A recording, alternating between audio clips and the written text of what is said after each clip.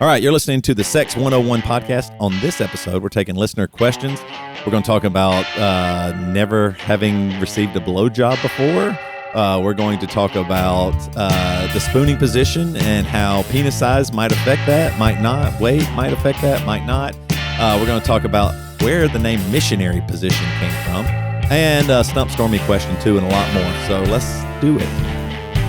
All right, the Sex 101 podcast is back, and this is one of my favorite parts of my week when we get to do this podcast, because I just love how genuine you are and how much you want to really help people, Stormy. I mean, like, I have been up and down with my care for people, like having been in a band for so long and met so many people. I'm like, I don't know, but you genuinely just want to help people, and especially around sex, which is such a difficult topic to talk about. Like, where does that helping nature come from? Because you genuinely care. I'm laughing because I'm hearing my father saying that, like, do you literally want to save the world? I was like, well, not, yes, ideally, but I think I was always that way. Thank you for that sweet reflection. And then I think I just got so passionate about helping in the realm of sex and sexuality, because it's like, and I've said this before, but it's the one topic that we as a culture are hyper repressed and hyper obsessed about at the same time. Yep. And so it's so confusing. And so that was my own personal navigation in a marriage that was, we really struggled with sex. It was certainly one of the reasons we ended up separating and getting divorced. And so kind of my own journey led to like this voracious desire to help people in this. And then I'm just a total book nerd. So I read everything, studied everything, took every certification I could to be able to be better equipped to help people in this area, because they say it happens, like sex happens behind closed doors, but it happens behind like emotionally closed doors too, and under so much, shame and repression. And so it's like, I always joke, I said, if I could like have one moniker at death, I'd be a pleasure pusher, because I just really want people to have more pleasure in their lives. And that isn't just sexual pleasure. That's all kinds of pleasure. So I love this. I mean, none of this is work to me. It's like such a pleasure, such an honor. Yeah, it's been very fun for me and enlightening, and I love our topics. I love all the listener questions. You can send those questions in right now as you're listening to this podcast, and we'll be hitting some of those in a few minutes. But one of the things I love about this podcast, I could keep saying love. One of the things I'm just enjoying so much about this podcast are our topics. And today we were going to do a topic because I was wondering where the name missionary position came from, because I grew up in Christianity, deep South Christianity, and you didn't talk about sex. So I was like, well, are missionaries just talking about it all the time and it just got popular? Where did it come from? And there's a few stories out there about it, but it basically does. And I don't know, do you know anything about this? You want me to just, I went to our old friend Wikipedia and found a lot of information. But you dive right in, I'll chime in. But it is certainly a topic to talk about, missionary position. Yeah. Which is, I do now at this point in my life think it's an underrated position. Like for having underrated. Sex, I agree. It just, a lot of people are like, it's vanilla, it's boring, but it actually, the more and more I've read about it, experienced it, you really get way better motion against the clitoris, the vagina. You can move up, you can move down. There's lots you can do with it. It's not vanilla. And but I will say this too. I don't know the answer to this. Are humans the only animals, species that does missionary position? I think so, right? Like when I was thinking about all those National Geographic shows I watched on Sunday afternoons, my parents said, turn away. All doggy style. It was all doggy style every single time. So I'm thinking maybe only humans. I'm not sure. I don't know. I mean, it's certainly one of the things when we learn about or teach about missionary positions, one of the, like you mentioned, it's one of the pros of missionary position is the intimacy that is allowed for being face to face with your partner, and also so much skin to skin contact in missionary position versus some other position. So, it is certainly the intimacy is one of the pros of it, but I don't know. Now I'm like thinking through, I'm like dolphins. I don't know. I mean, I don't know whether animals or mammals have sex in missionary position. Yeah, I should ask my son, who knows all things about all animals. Oh, okay. I should have looked the answer up. Maybe I can find it out before the end of the podcast. But all right. So the etymology of missionary position is commonly believed that the term missionary position arose in connection with English-speaking Christian missionaries who supposedly encouraged the sexual position in new converts in the colonial era. However, the term probably originated from Alfred Kinsey's sexual behavior in the human male through a confluence of misunderstandings and misinterpretations in historical documents. So let's see. Before the release of Kinsey's work, the missionary position was known by several different names, including the matrimonial, the mama papa position, the English American position, the male superior position. The French called it the classical position. The Tuscans referred to it as the angelic position, and the Arabic-speaking groups call it the manner of serpents. So that was kind of wild, a bunch of different names. Wow, all over the map there on the names. Man, I think I like some of those names better than missionary. But in 1948, Kinsey published the male volume of the Kinsey Report, Sexual Behavior in the Human Male, and he described the American preference for the position and called it the English American position. Discussing Malinowski's sexual life of savages in the northwestern Melanesia. I'm butchering that. Sorry. Kinsey wrote, "It will be recalled that Malinowski records the nearly universal use of the totally different position among the, gosh, these names are so hard, Trobrianders, the characters of English American position, and performed around campfires to the great amusement of the natives." So basically, he was writing that the natives were making fun of the missionary position, and the Christians in the missionary, the Christian missionaries thought there was something sinful about not doing it missionary. Like you were supposed to man on top, look at each other, get it done, and that's it. And anything outside of that was a sin. So thus it came to be known as that more and more, that missionaries were like, nope, you can't do it any other way but this. Any other way. Yeah. And that's, I think, one of the bum raps that it still gets is it's like, oh, like you said, it's the vanilla position, or it's the lazy position, or it's the default position. Yep. But it's funny you mentioned Kinsey, because I was actually looking up a study from him. One of the Kinsey studies, they report that 90% of married couples have had sex in missionary position. This is in the United States, but 9% exclusively have sex in missionary. And I think that's what lends to the vanilla, right? It's like this default position. But it doesn't have to be, like what you had mentioned, right? Like I mentioned the intimacy as one of the pros of it.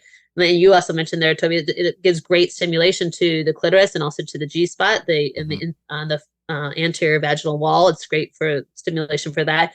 And you can change. There's a lot of versatility in missionary. It kind of gets missionary all lumped in, but there's like let's call it missionary plus, right? Yeah. Like there's like all these little ways to spice it up that are beautiful and that can really get overlooked. So.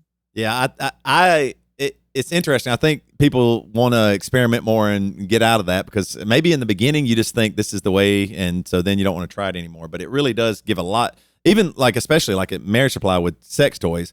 And talking with men and women, when you're in the missionary position, that sex toy, that cock ring you're wearing, if it's vibrating, your pressure from your pelvic bone can give just enough pressure so that vibrator is actually hitting the clitoris or moving in a good way. You know, you can do a lot with this position. So, and you can really touch each other and see each other, and and so maybe you and I are bringing it back to popularity. It's going to be, maybe that's what it's going to be. I mean, and I think I think people get very, well, this is just how we have sex, and my legs are just down flat on the bed. But there's like leg squat. There's even like put your legs up over your partner's shoulders. I mean, there's a little bit more. That's a little bit more acrobatic, a little bit more flexibility called for there. But something simple like putting a pillow under your butt, lifting your hips up a little bit, changes the missionary position, changes the angle so much. Your partner moving up over you more. So like you mentioned, they're get more against your pubic bone. These are just like 4 variations that I, off the top of my head, that are all really easy variations, but that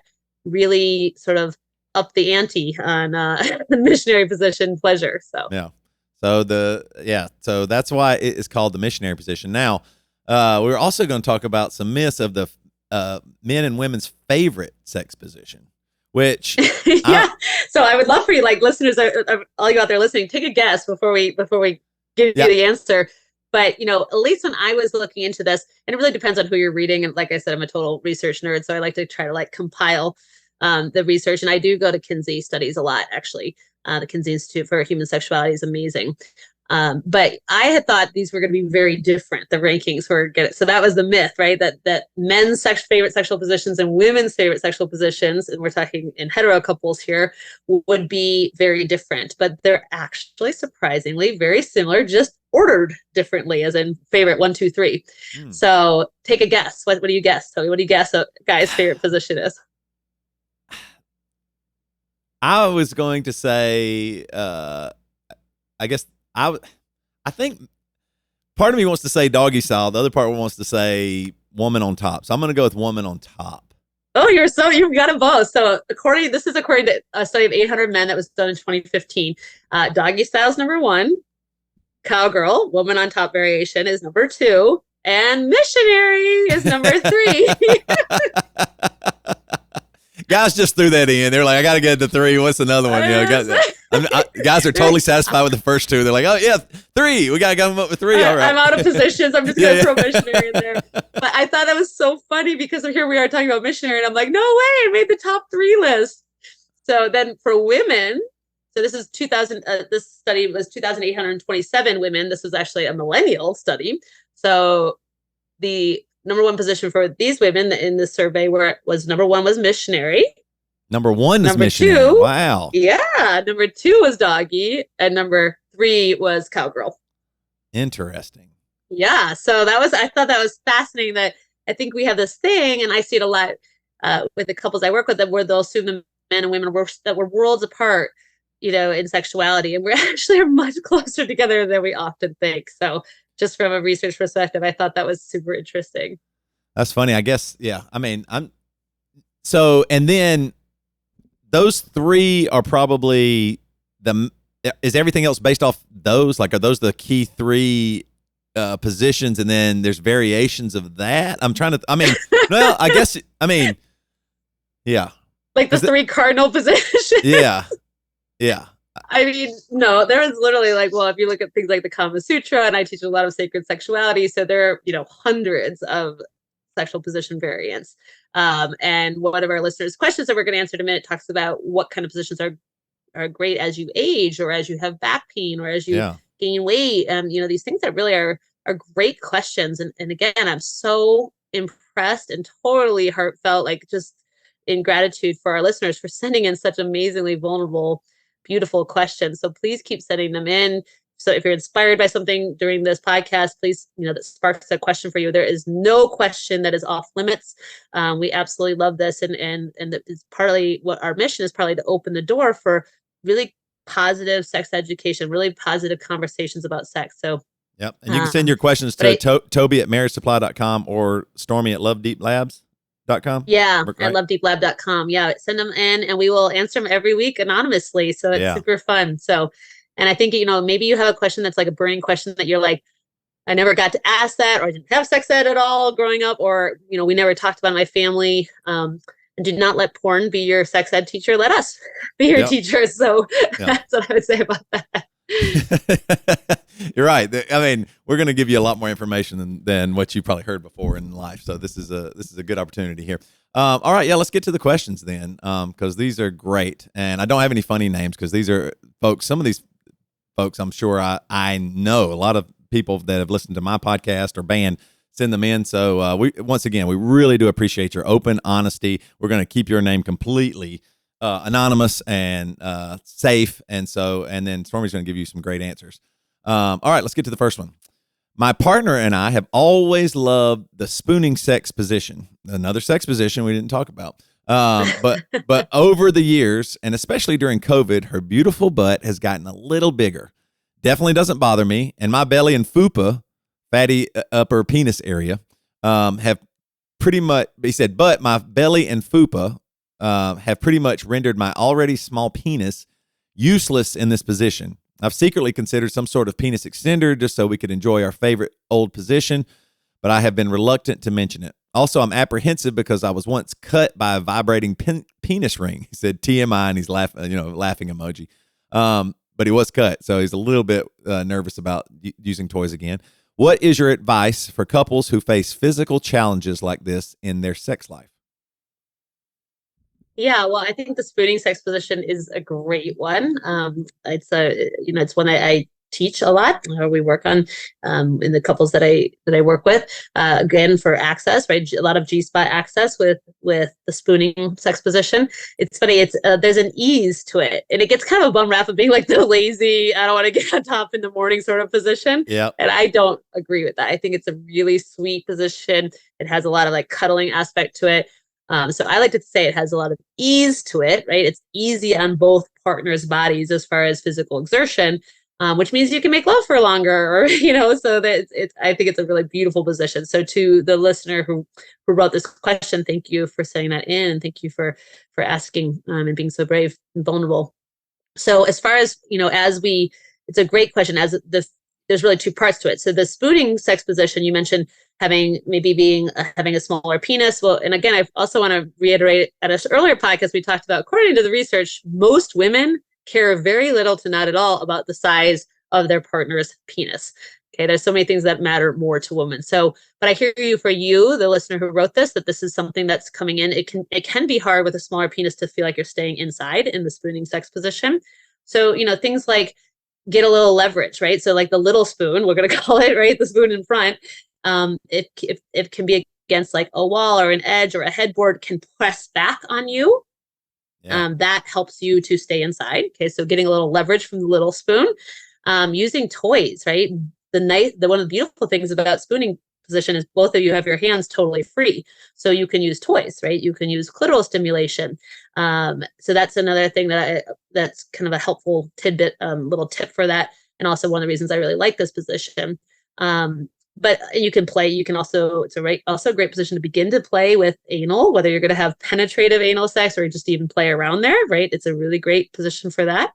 You can use things like strap-ons. You can spoon doggy style. This is a way to work with if you are have a smaller penis with spooning. So you basically, there's two ways to get into it. You can actually just think about as if you were in doggy style. This little spoon is in doggy style, so knees and hands like as if they were in quadruped. But the more fun way to get into it is to actually start having sex doggy style and then literally just fall over on your sides together, and that's spooning. That's spooning doggy style. Okay, but with the partner in the front, legs up, with a smaller penis, you're able to stay inside more on that one. So that's another little twist on that. Things like the little spoon can lift their leg. The little spoon can be on top. So you can really play with it. So don't give up on spooning and having sex in the spooning position. Just get playful with it. Do some adaptations to it. And then the second part of your question really is about physical challenges, right? So you mentioned having a smaller penis, or like this is, you can also, as we age, we can have things like back pain, or you mentioned weight gain in your message. But really, as we age, my mission is that people are having fabulous sex right up until their last breath. So we have to adapt for our aging bodies and wear and tear on our bodies and things like injuries and illnesses. So if you are smaller endowed, and your penis is smaller, things like positions like doggy style, cowgirl with woman on top positions, a pillow under your hips in missionary for the woman on bottom. These are all ways that can help facilitate great pleasure with a smaller penis. Things like back pain. I mean, doggy style is a great position for back pain. Again, you got to know what kind of back pain you're having. Are you having low back pain, upper back pain? Who's having back pain? Are you both having back pain? Right. So you've heard me say, Toby, a million times, talking about it, being able to say, don't be in pain, because pain is a pleasure buster. Change your position, talk to your partner about it, make adaptations, make modifications. There's tons of research out there on how to modify sex for things like back pain, things like weight gain. I mean, missionary, doggy style, standing position with one partner standing, one partner, let's say, over the bed. That's a great position for weight gain, if you're feeling like the weight is an interference. So just getting creative with it, I guess, is a long-winded way, my stormy-winded way of saying, changing positions, and also always having conversations about it. Don't have sex in pain. You will not have as great of sex unless that's what you're going for, unless that's your kink in the moment. But otherwise, really changing it up and making adaptations and modifications along the way. Yeah, I love that. I wanted to ask a question too there. I think one of the things that happens is, at least like from my perspective or guys' perspectives that I've talked to, you feel like you should be in charge of their pleasure completely.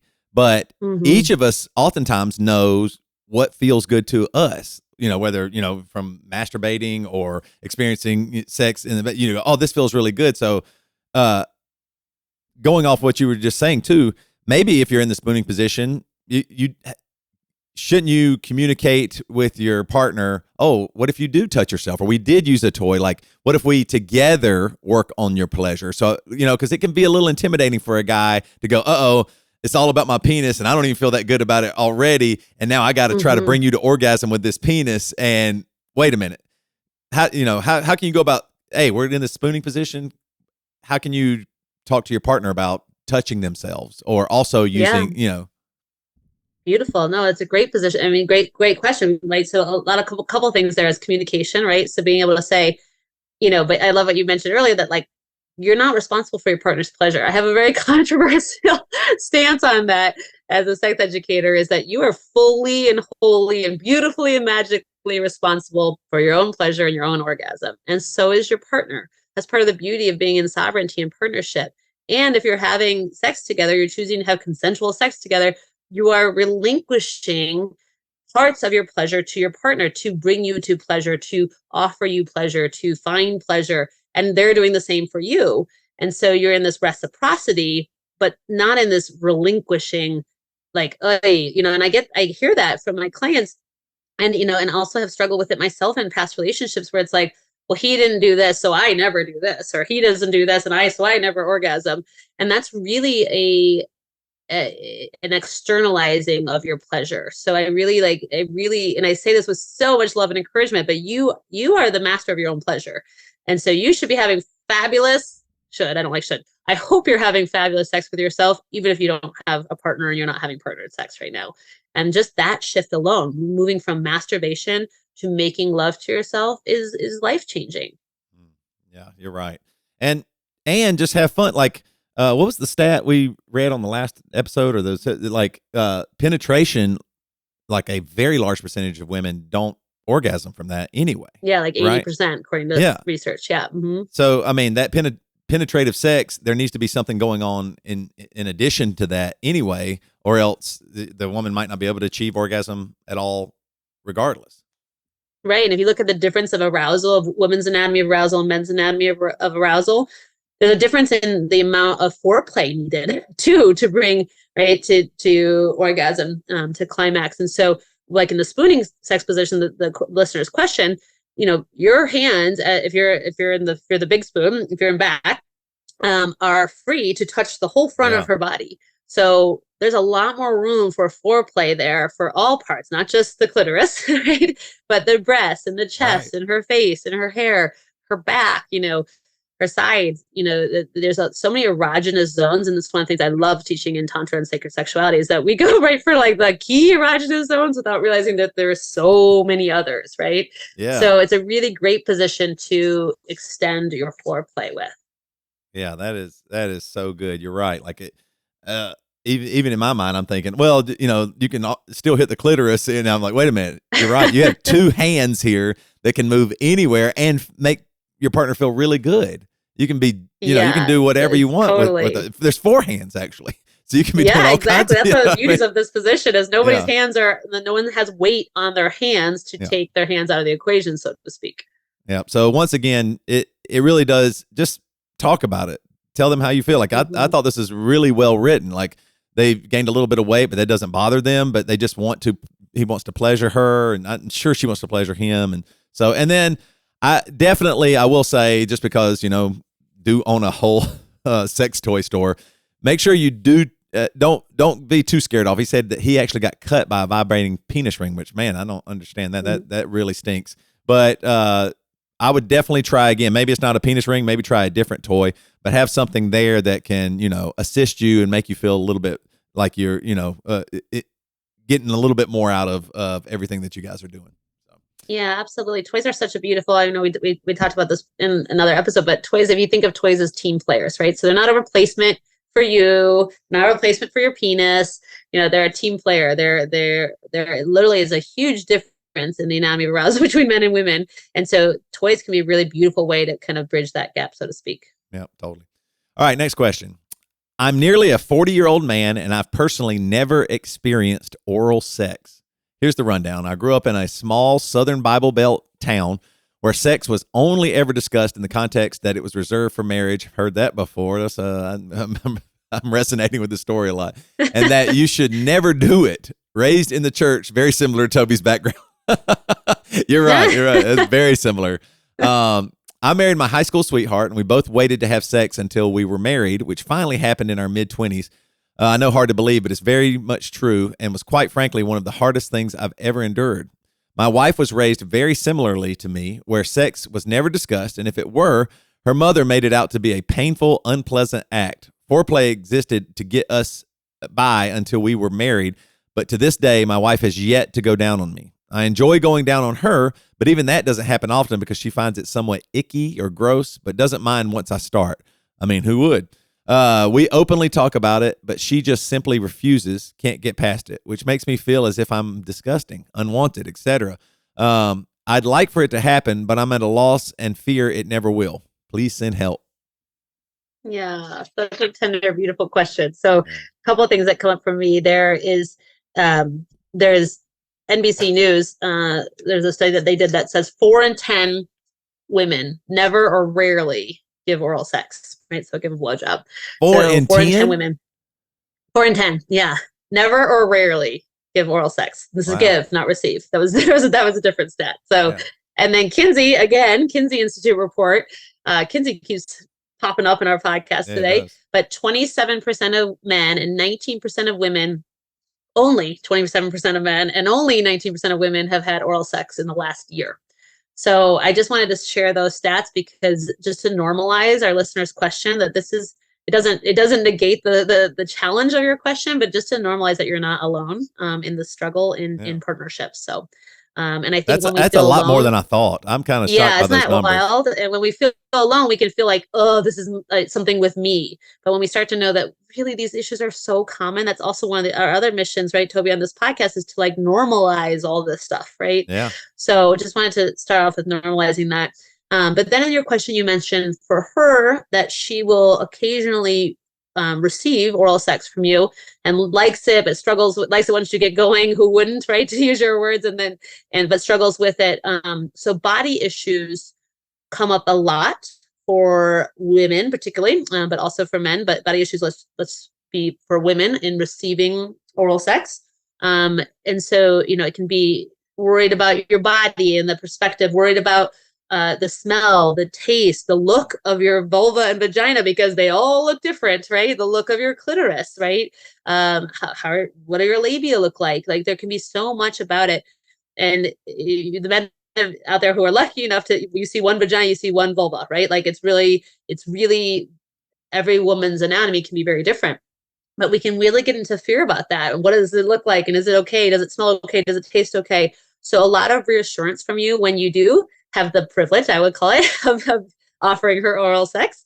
Lots of reassurance on how she looks, how she smells, how she tastes, how you find her so beautiful in her private parts, right? Telling her about it, what turns you on, sharing with her how much it turns you on. So verbally and non-verbally sharing with her how much it turns you on to offer oral sex. You mentioned you really enjoy it as well. So those can be things that can help her to settle into receptivity and receipt of pleasure, because that's one of the other things that's really beautiful about oral sex, but also challenging. And I think partly why that statistic is so low is that you are really in giver or receiver mode when you're receiving or giving oral sex, more so than penetrative sex, right? Where we're both receiving and giving in different ways, right? So oral sex is really a beautiful opportunity to be in full receptivity, full receipt of pleasure, or full offering of pleasure. And so if we can, but that can be very vulnerable and scary as shit for people to be in full surrender to pleasure, right? And you're literally laying there. I mean, hopefully not, but you might feel like you're laying there doing nothing. And I don't know, I can just say personally, when I was working through my own blocks in receiving oral sex, and this is a long time ago, I would be like, oh, that's been long enough. They're probably bored down there. I should probably be doing something. So I don't know if your partner gets into like I did, which is like nauseatingly caretaking role that I tend to have, right? Yeah. So just really reassuring her can be a beautiful way to help her be open to receiving more from you. Yeah, you're right. So, and then on the second, It's go easy ahead. to. I was just going to add on to what you just said. It's really easy to get into your head there as well. Like, oh no, because you think about your own body. They're probably not enjoying it. I should let them off the hook. They're just trying to Totally. get it over with, and that's probably never the case. But you can just get in your head that way.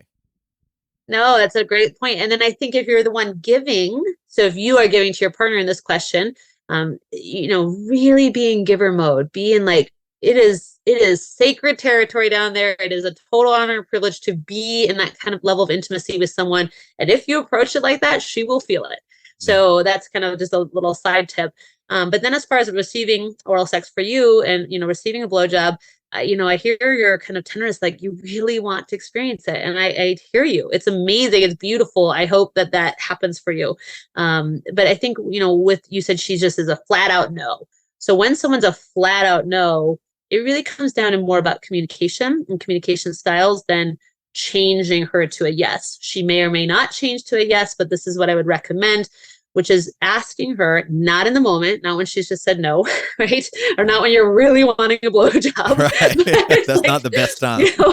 At a different time, asking her what her fear is. And I would label it as fear. If it's a hard no, it's either it could be a boundary, it could be fear, it could be both. But what is her fear? Maybe her fear is that she'll gag, she won't do it right, she doesn't know how. You have no idea, right? You're going to make a million assumptions. So instead of assuming, you're going to ask her what her fear is about giving a blowjob. Ask her if she's aware of what her resistance is. Maybe she was literally told it's like, the devil's task, or who knows, whatever, so you don't know. And we make so many assumptions, particularly between the sheets, and they're almost always wrong or totally wrong or partially wrong. So instead you're going to ask. And then, another question I like is, it really matters what we make something mean. So this is more from like communication and mindfulness relationship strategies. But what does she make it mean? A blowjob mean? She might make it mean like she's being degraded, or she's in, you're in total control. I mean, you have no idea. These are just possibilities. So instead you're going to say, ask her, what does she make that mean? What does a blowjob mean? What does she make that mean? So the meaning underneath the act, if that makes sense.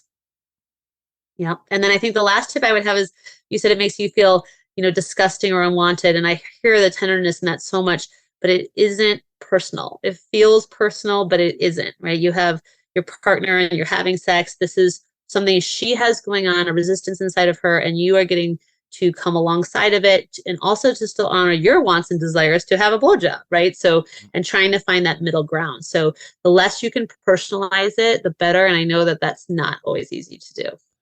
Yeah, I think, okay, so you said some just such good things there. One of the things I want to touch on is, you're exactly right.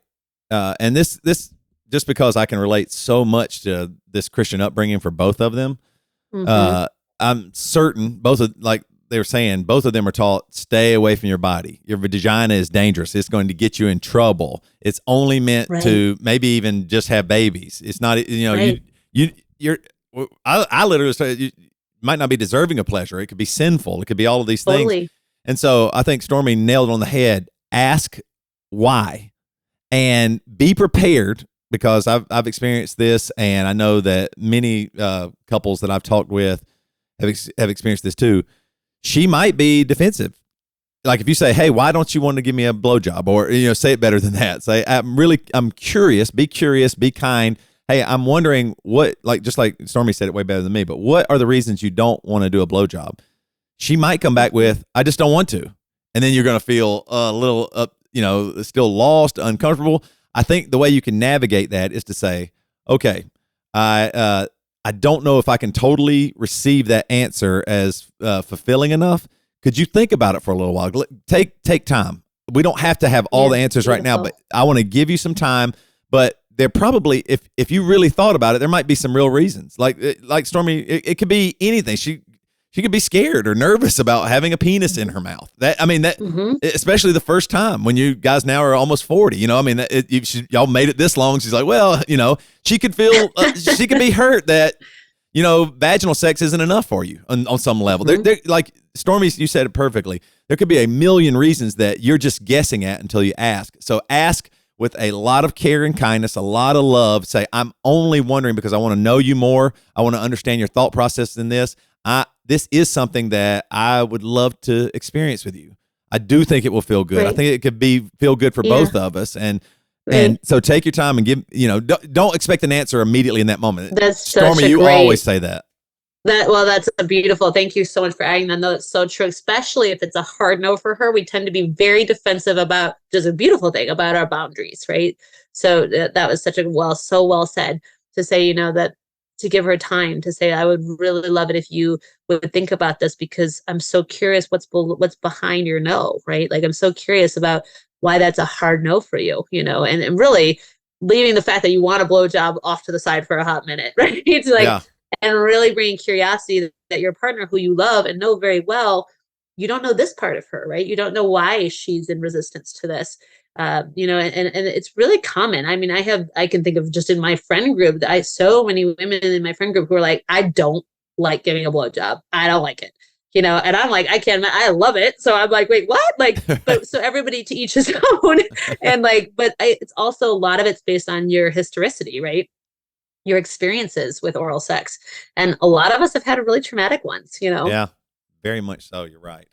And it can be really hard, especially that once again, and I'll say this too.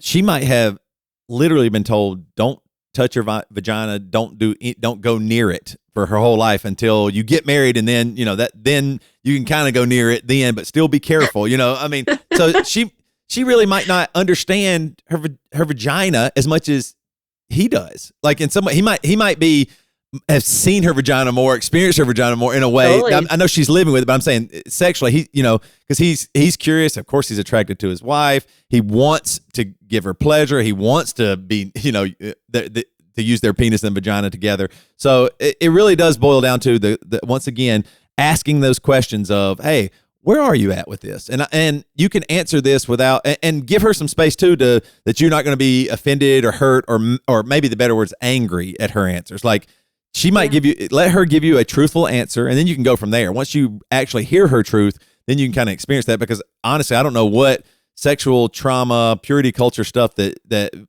she went through, but both of you seem like you grew up very conservative, and so sex was a no-no. And so now all of a sudden to turn that on, and now I'm just going to be wild or freaky, that you just can't do it. It's a slow process. Right. Yep, that was so well said. Yeah. For sure. So, all right, let's move on to the last question here. My partner, she, her, and I, he, him, have been in a long-distance relationship for over a year now, and she has been out of the country for work. Before she moved, we had an on-again, off-again relationship and literally reconnected the day before she moved. I'm happy to say that we've been going strong ever since, making sure to talk, text, and video chat regularly so that we are involved in each other's lives. Our emotional relationship feels relatively stable, or perhaps as stable as it can be considering the circumstances. In terms of sex, we are each other's firsts and have very little experience with physical intimacy at that. When we were in the same country, I was happy to take things slow and go at her preferred pace. Over the last year, we've tried to keep the physical attraction strong using apps like Just Between Us, and it's become apparent that she may now be more adventurous sexually than I am. She's expressed certain things she would be interested in trying, is far more comfortable with talking about sex, and often fantasizes what it will be like once we are back together again. She's coming home in a few weeks, and she's coming home for a few weeks in about a month. I'm so excited to see her and get to spend time with her in person again, but I'm also nervous that there may be fairly high expectations the first time we have sex again. I don't want to disappoint her, and of course, also want to enjoy it myself when the moment comes rather than feeling stressed. I kind of just want to keep it simple rather than getting too crazy since we're already so inexperienced in the first place. What advice do you have to make sure everything goes as smoothly as possible? This is a big question, Stormy. Mm-hmm. Make sure everything goes as smoothly as possible, both for when we get to see each other and for continuing to build our intimacy once she is away again. So I hear like two big parts. That one is like the reunion, and one is like what to do in the like continuity of the long distance when you have to separate again. So I'll tackle those in two things. So first of all, I love your giggle there, Toby. So we say this so lovingly to the listener who wrote this in, but it is not going to go perfectly smoothly. Right.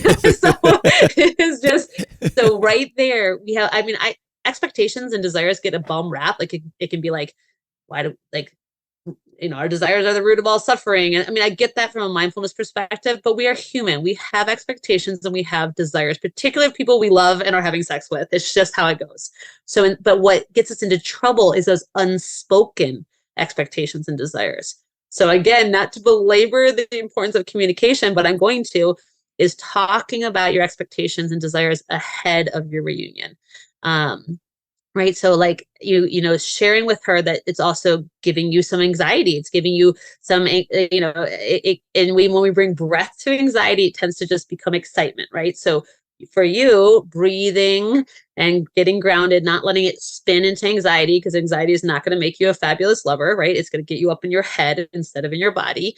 But talking with her, saying, gosh, I'm feeling some anxiety. It's like partly exciting and partly starting to make me nervous because I'm afraid that I won't be able to meet your expectations. Like that is really vulnerable and really fucking sexy to be that vulnerable, to say, Yeah. to share that with her. Right. And it sounds like you guys have really good communication. So, and then asking her what's her expectations and desires. Maybe she's like, I want to rip your clothes off and have sex the moment we met. You're like, oh, or you're like, yes, super hot, right? You get to have a response to her expectations and desires. She gets to share them with you. It's the unspoken expectations and desires that cause the ruckus in our relating, not having them, right? And actually owning them is a really powerful way to be in own your sexual power.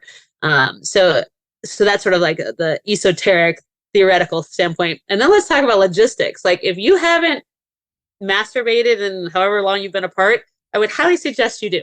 Okay, beforehand. Get that right? done. Yeah. So the buildup of energy is very different than the buildup of sexual stamina, right? So, I think isn't it something about Mary, like that they joke about that before you go out with like a hot girl or something? I don't know. That ends up ends up in her hair is like she thought it was gel. So it really is a thing, right? So don't neglect your own self-pleasure before seeing her, right? Having some degree of buildup, some days of buildup, and that tension can be a really beautiful thing. But if you're otherwise, it will just be quick, and that's okay. Quick isn't bad. Quickies can be like the hottest thing ever, but just have to know it. So if you're not going to, and you're like, then own the fact that like, oh my gosh, I can't get enough of you. I'm so sorry that was 3 minutes long. Let's do it again in a few hours, and it'll be 15 minutes long, right? So owning the fact that there's a huge buildup of expectations, of desire, of energy, of sexual energy for you guys having been apart, and just really owning that. And then I think also like if the sex is quicker than you want, or I hear you want to be a powerful lover, an amazing lover, and most men do. I mean, I really believe men do want to be amazing lovers. Then saying like, oh my gosh, it's been so long. That was way quicker than I want to be. Let's keep practicing all weekend long. Like something super sexy like that. I can't get enough of you. Let's do it again as soon as my refractory period's over. Yeah. You're right. Honestly, bring humor into it. It doesn't have to be so serious. Like it's okay. Like y'all haven't seen each other in so long. And if you are just very serious, and once again, kind of like the first question we took, if you're putting all her pleasure on your shoulders, it won't work. It can't be. It's both of you guys. I mean, if he thinks he's the one that's going to provide the best sex she's ever had, she's going to be so turned on. The chances of that are kind of low because it's just going to be hard. And she's wants to do all this, by the way. It's like she's telling him how totally excited she wants to. So don't get in your head about how bad you're going to be. Yes, beautifully said. Man, that's so great. I relate to this a lot. I mean, my listeners of our podcast, it's all over. No, but I am now divorced, and my ex was the only person I had penetrative vaginal sex with, and so I can understand getting in your head. Wait a minute. Oh, what will the next person be like? Or we hadn't had sex, or will I perform, or will I not perform? Or, is it going to last 2 seconds? And even with me, I have to go, wait a minute. I know who I'm learning more, but I know who I am, what I want. You want to give pleasure. You want to show love and tenderness and hot and heavy as well. And, smooth and slow, hard and strong. You want to try all these things. And she's actually opening herself up saying, I'm willing to try some things. So just communicate with her. Hey, this is where I'm at. I am a little nervous. I like you so much. I love you so much. I want to give you the best sex of your entire life. If it doesn't happen, just let's keep trying. And she will appreciate that. Totally. Right?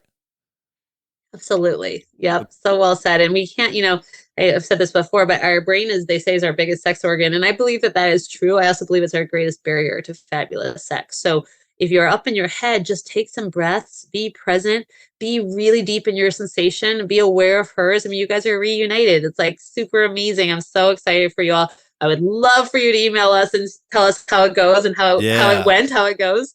And then to kind of answer the second part of your question, how ways to keep it going.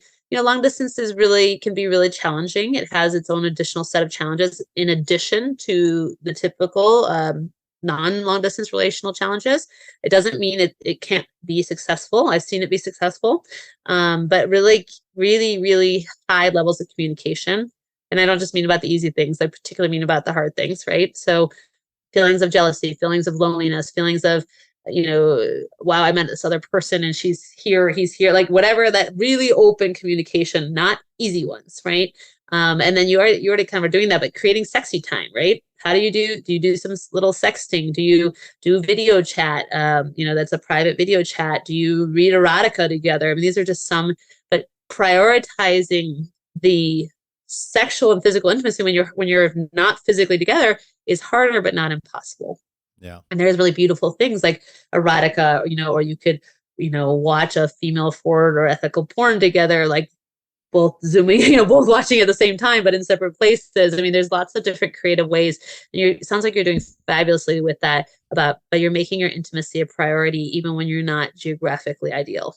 Yeah. And one of the things you said that I wanted to add on to there as well is, are you only focused on that one moment? Like you should, if you want to bring pleasure, there's a lot you can do before that moment of having sex, right? Like, I mean, like you said, have you masturbated or not? Like, I mean, are you exercising? Are you, doing Kegels or, are you doing things that could improve sex then? It's the same thing. Like you can't just go all of a sudden lift 225 pounds over your head or something like that. But if you took long enough and worked up to it, that, man, when you got to that 225 pounds, you'll lift it right up over your head. So that's, you can do that as well with sex. Like take your time, figure out some things that you can do, before you get to that moment to help you with your anxiety or your nervousness or, getting in your head about yourself. So don't just rely on, at that moment, I have to perform, because that gets real tough. If everything's riding on that one moment and you haven't done anything, you're like, I mean, it's going to be tough. Like, this is the moment of my whole life. Right. It's like, exactly. It's going to be so mentally overwhelming. And then, of course, physically, it'll play out because of the mental state you're in. So, yeah. All right. Well, again, these are great questions. Send in your questions. You can send them to Toby@marysupply.com or Stormy@lovedeeplab.com. All right. I got a quick stump Stormy here that I thought this is kind of interesting. Okay. Is breakup sex good or bad? Should you do breakup sex? What do you think, Stormy? You might. I feel like you might know some of this, but like going back, you've broken up. You go back to your partner. Before I answer, is there a right answer to this question? Well, I want to know. Well, I might have an answer that is going. It was a little surprising to me, but yeah. Well, I just hear what you want to say. So breakup sex. So there's a thing called new relationship energy, right? And it's when we are right.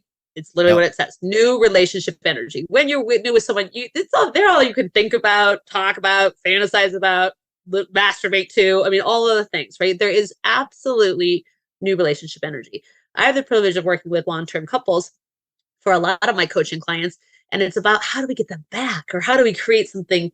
And my answer is you can't get new relationship energy back, but you can stimulate that same kind of passion and desire. So the reason I bring up new relationship energy, I'm not deflecting your question, is breakup relationship energy has a similar intensity to it, right? It can feel really good to have sex with a partner that you love, that you parted ways with. Right? There's angry breakup sex, and then there's really powerful breakup sex, right? And I don't work in the good or bad. That's just not how my world works, but all sorts of shades of gray, as you can imagine, in in the sexual realm. But so to me, with my clients, I have dealt with this with my clients who have recently parted from relationship, about an opportunity for breakup sex, is I want you to play the tape all the way through. I want you to imagine, not just for your orgasm, because that's going to feel really fucking good. Okay.